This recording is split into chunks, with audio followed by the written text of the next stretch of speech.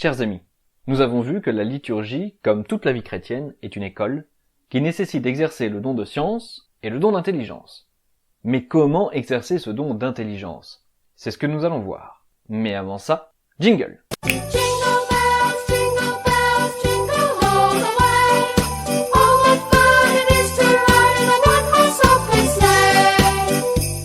Par le don de science, nous remontons de la justice d'un homme à la justice de Dieu.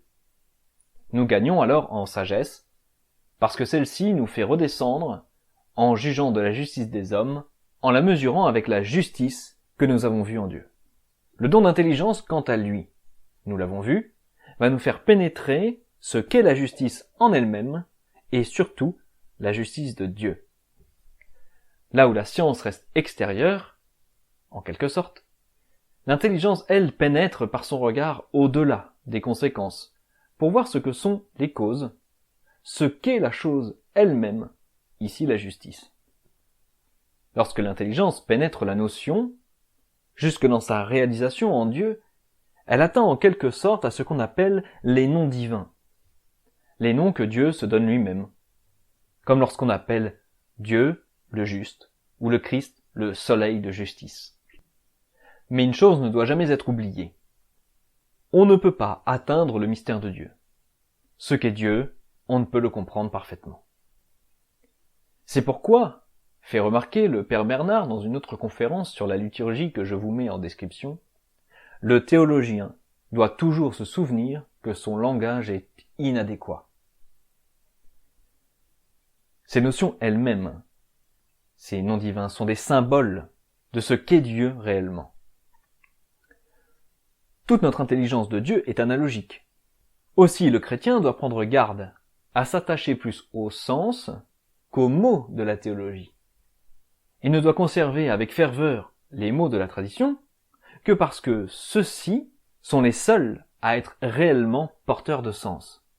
Mais ils ne restent que des symboles. C'est pourquoi saint Thomas fait remarquer que le don d'intelligence excelle lorsque par ce don de Dieu, l'homme saisit davantage que Dieu dépasse tout ce que peut en dire l'intelligence humaine.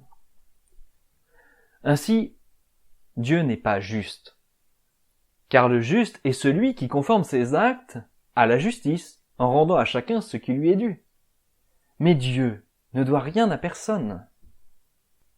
Par sa Trinité, il engendre la justice dans tous les anges et dans tous les hommes, qui, en se réglant sur sa perfection, eux, deviennent justes. La justice de Dieu, c'est de nous donner ce qui nous convient, après nous avoir créés, de telle sorte que les bonnes choses nous conviennent. La justice de Dieu, c'est le sage moyen de nous faire participer à son amitié.